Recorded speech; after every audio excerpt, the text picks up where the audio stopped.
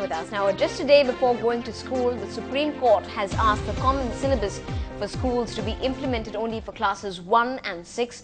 A high-level committee has now been given 2 weeks to come up with the recommended syllabus for other grades. An expert committee will file these recommendations in 3 weeks' time in the Madras High Court, which is expected to give its verdict early by hearing the case every day. Interestingly, for the next 3 weeks, other than the classes 1 and 6, they will be taught as per the new uniform syllabus, but for the other classes, they will not be having any portions specifically, but they will be required to attend school.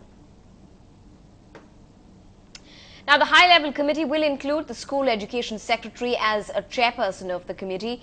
The other members include the Directorate of School Education, Ms. Vasundhara Devi, 2 representatives from the government, 2 educationists and 2 experts from the NCERT. The High Court will look into the case on a day-to-day basis and dispose of the case in 1 week as per the Supreme Court's instructions.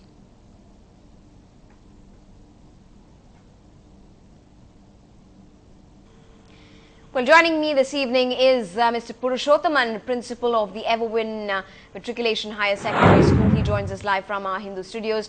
Also joining us is our reporter Krishnamurthy with more inputs about how this really has been having reactions, how he's been able to gather reactions from many more schools and parents as well. First off, to you, Mr. Purushothaman, what were your initial reactions when this verdict came out? Do you believe it's too little too late sometimes when something like this comes in with just 1 day notice? Yes, we did not expect this situation to unfold. We are in a deep crisis, left, right and center. We are opening tomorrow, and though it was very much sure that we will not be able to open the schools with the textbooks, but the further delaying by 3 weeks, really we are in a deep crisis, and it is unprecedented. Never before in the history of Tamil Nadu schools, not in Chennai, entire state. Now we are in a dilemma, and but we take this as a blessing in disguise. We have to do something else. We have to focus on co-curricular and extracurricular. We need not depend on book-based learning. We have to focus on spoken English, handwriting skills, abacus type of mathematics, and we have to enrich vocabulary skills in children. Right, so these are the ideas. How far can you really follow that for classes that are not above a particular grade? Now, apart from class 1 and class 6, what really substantially will teachers teach? How will they really keep these students engaged for the next 3 weeks? For the higher classes that's what I as well. said, it's a blessing in disguise. Yes, for example, in under CBSE, there is a CCE, continuous and comprehensive evaluation. There also they don't depend on book-based learning. Only 40% it is activity-based, and we will pick a clue from there. And for example, from 6th standard onwards, there are certain concepts common in science, social studies, mathematics. Whether it was the earlier syllabus or the equitable syllabus, there are certain common concepts. We will be going ahead with preparing one-word questions, answers, discussions, quiz programs on book-based learning. We hope that whatever the material that finally will emerge, we feel that it is high time we went into this concept-based learning, which will really be helpful for the children. But I really feel that the student community is confused, the parent community is perplexed. It's a deep crisis, but we have to, that way the students should also be used to facing such situations in life sooner than later. Mr. Purushothaman, Krishna here this side. Sir, there was this whole debate of which syllabus was better. This government which came into power last month said that the uniform syllabus was still in its nascent stages. It still wasn't up to the mark as per the quality prescribed by the Right to Education Act. And now again matriculation syllabus schools which follow matriculation syllabus, they told that matriculation syllabus more competitive than the uniform syllabus which was suggested by the last government. Now, do you think the postponement of the syllabus recommended by this government was probably a boon for students? Now, the situation you find in right now, 3 weeks of no syllabus for classes apart from class 1 and 10. Do you think that decision was probably better off? Now, the schools would have started on time and the syllabus would have been actually been started, students would have already started learning those subjects right when the school will start tomorrow. Yes, to some extent there can be some improvisation, but we strongly feel that Samachir syllabus, this plan, is a fair blend of both the syllabus adopted by state-run schools as well as metric syllabus, because either way we have to look at this situation. Now, the state syllabus cannot be brought up overnight in par with the metric syllabus. On the other side, metric syllabus cannot be diminished in size and quality. So, this is the situation, and we strongly feel there are differences of opinion about the exact quality of syllabus, but we strongly feel that, because I was also part of a committee that went into selection of private publishers books based on this Samachir syllabus, the government approved textbooks. We strongly feel that we have worked hard enough. The book has come good, the layout, the quality, and we have comprehensively gone through the differences between the earlier syllabus and the new syllabus. It's of good quality, but as you said, this 3 weeks time, the expert committee now that has been constituted by the Supreme Court, that will go into the weak areas of Samachir plan, and right, will Mr. really I just want to put a question to you that's been on the minds of many parents who we've been speaking to. They really wonder if there's enough time to switch over to this new syllabus once it does come out. Will teachers also be able to complete their portions on time at this rate, or does it just all boil down to attendance at the end of the day? Yes, it's a devil and deep sea situation we face really, but it's a challenge for the teachers, because most of the teachers used to do metric teaching. They face the situation, except for 10th and plus 2. The teachers are preparing lesson plan, notes of lessons, question and answers, only 10 to 15 days in a year in the month of May. Only the teachers handling 10th and 12th standard work overnight even in the month of May, preparing for the next year. And but we will take some more time to recover from the situation. We will have to go through the syllabus that finally is decided, and it is really a loss of a couple of months, but we will have to work on Saturdays, we will have to work during quarterly vacation, half-yearly vacation. So this is the problem really. As you said, teachers will find it difficult once the syllabus is made known.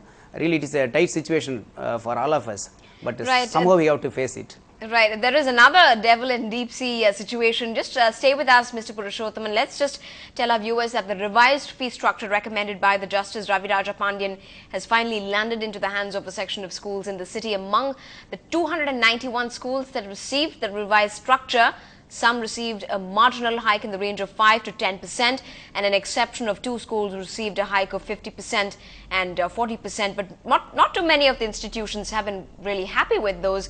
There is in fact a group planning to approach the Chief Minister directly to seek a revision of the fee structure. The Chief Education Officer is also expected to distribute the rest of the structures to the remaining schools only by tomorrow. So at this point, do you think, because parents are hoping for a reduction in the hike, Mr. Purushottam, while the schools really are really pressing for that hike, while the parents want that reduction, and in the middle of all of this, students really lose out. What's your take on that? It's a decision between quality and the price, as in other areas. Now, today's development of getting the revised fee structure from Justice Ravi Pandian committee shows there is a hike of somewhere between 5% to 30%. But we were looking for some 2-fold increase, 3-fold increase. But now, as per the initial reports coming from our colleagues, in fact, our school's revised fee structure has not been released. They have said it will be coming in a day or two. Today, I went into the CEO's office and we found that it's not yet ready. But the information that we gather from our colleagues indicates that the revised fee structure is not enough. It is not adequate. because the rising prices, infrastructure, particularly the pay scales. For example, 3 years back, the pay scales, the pay drawn by the government school teachers, now it has almost doubled and tripled, but whereas we are not able to effect that kind of an increase. So this is the problem. Parents, really we have to provide education at affordable cost, but we understand their position. But here in the private schools, we don't have any grant. We have to pay salaries, we have to meet the expenditure. A lot of problems are on that account. So it's we feel the government has to help us. The Chief Minister has said, she has gone on record saying that any petition from private schools is also welcome. So we, even though there is an option of taking the legal route once again to the High Court, we feel that our Honorable Chief Minister will also do the needful. Right. So there is amount of hope, but a huge amount of, a great amount of uncertainty somehow going into that academic year, not knowing what rules of the game are really going to take a charge. But let me just take final comments from Krishna as well. Krishna, like Mr. Purushothaman has been saying, that a lot of schools have not been even getting this free structure as promised by the bodies. What's really the reason for all of this delay? Well, the schools have been saying that they are maintaining their stand that the Ravi Pandian committee hasn't considered most of their recommendations. And one of them is talking about the land fee. Now, most of the schools are on rented land, and schools say that it's really difficult for them to pay the rent for them. And then the committee hasn't looked into the revisions. Revised committee hasn't looked into revisions for that. They also say that teachers also keep demanding a salary hike, and that's also again not being looked into by the committee. In fact, let me actually go across to Mr. Purushothaman. Sir, now Chief Minister Jayalalitha in fact has said that she has given an option for everyone to come and appeal in in the CM cell. Now, do you think that's one of the options which you will be looking at, and will you probably, do you think the government will probably come into this, pulled into this, and will come out with an effective solution in the near future? Yes, sir, very much, because taking legal route is a time-consuming affair. Whereas if we get an opportunity to air our views to the Chief Minister and the government, we strongly feel that because we have the documentary evidence, bank statements, IT returns, the expenditure that we incur, capital expenditure, recurring expenditure, the cost of maintenance of the buildings. So we have a strong case. Definitely, we are very much optimistic that the Chief Minister will see the reason in our demand and request. If I may interrupt you, now the bigger question is that how will they monitor? Now, last time when Govindarajan came out with the fee structure, the High Court also told that schools should follow what his recommendations were. But as we know, most of the CBSE and ICSE schools never followed what was recommended. Now, do you think what system should come into play so that all schools start following the recommendations provided by Mr. Ravi Pandian?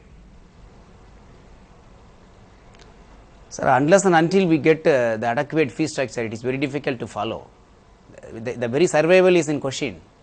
See, for example, when we get a fee of some 1 lakh rupees, for example, then if the expenditure is 1.5 lakh, what to do? Now, everyone has to answer this question. We don't say that we can't follow, we can adapt this recommendations. We say we are unable to do that. Now, this is a position. We have to survive on the fees paid by the parents. In fact, parents understand our situation better. We are very few because they can't afford fee structure in the higher order. So they are really expecting some relief from the government. Right. But at the same time, we strongly feel that yes. Right. If the committee's fee structure has to be adopted. Parents are definitely hoping that there would be some relief of sorts. I'm sure schools are hoping for the same in their own way. But thanks very much indeed for joining us this evening. I hope that the quality of education at the end of the day is being restored in some way or the other, and that's not really been lost out. Thanks very much indeed, Mr. Purushothaman and Krishna, for joining us. Up ahead on the bulletin, we bring you the saga of porn stars on the run after the city police comes down harsh on the lot.